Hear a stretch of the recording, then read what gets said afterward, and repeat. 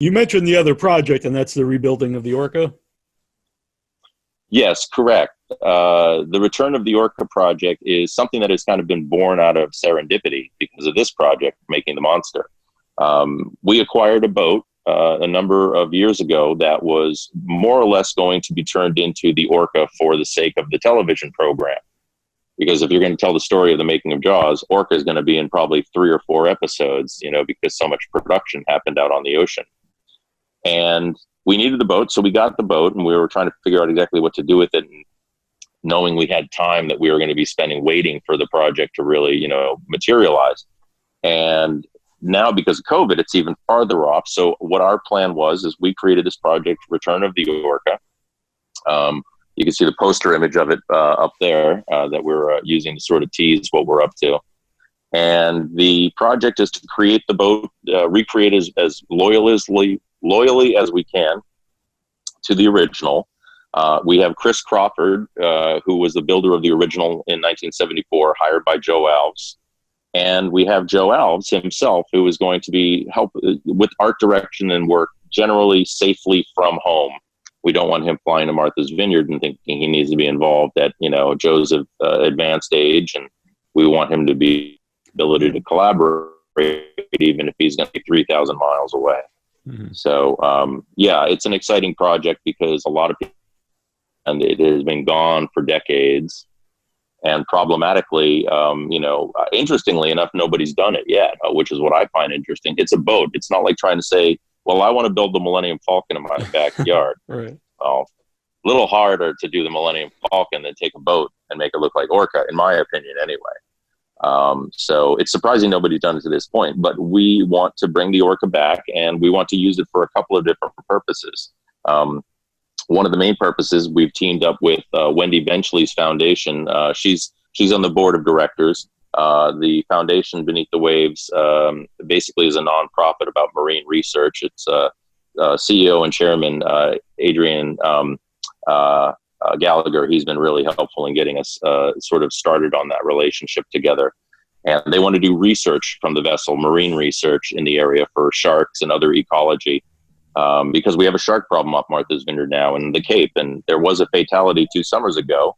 I hope that's the last, but the only real defense in being able to be prepared for sharks now in our waters all over this area is education. We need to be educated about when sharks feed, where they feed, what are the warning signs, and understand if there's going to be a change in the pattern of the sharks that are there. And the other part of what the Orca will be is going to be a place we want to give kids on Martha's Vineyard in a place called Camp Jabberwocky the opportunity to get free boat rides and enjoy the ocean once in a while.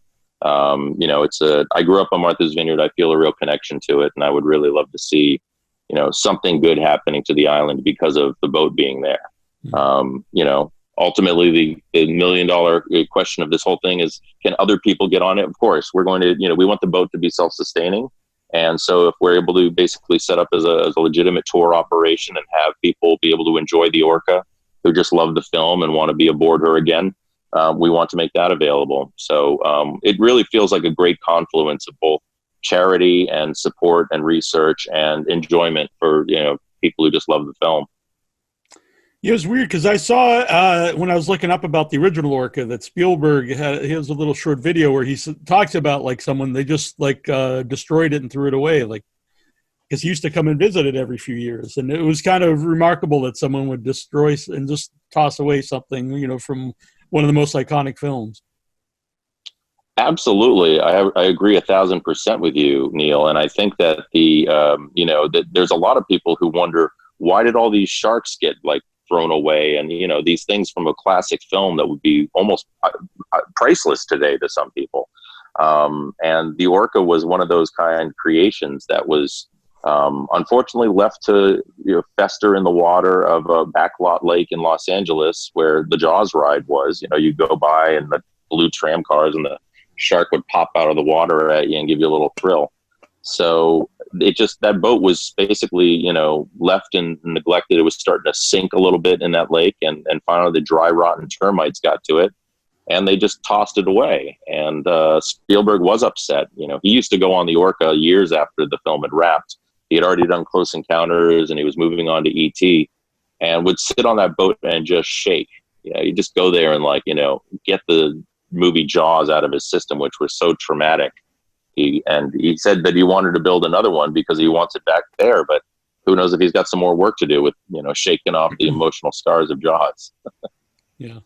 It's pretty wild that, of all the things he's done that, that the movie would still have that effect on him. Hi, this is Kane Hodder, Victor Crowley, Jason from Friday the 13th. You're listening to WithoutYourHead.com.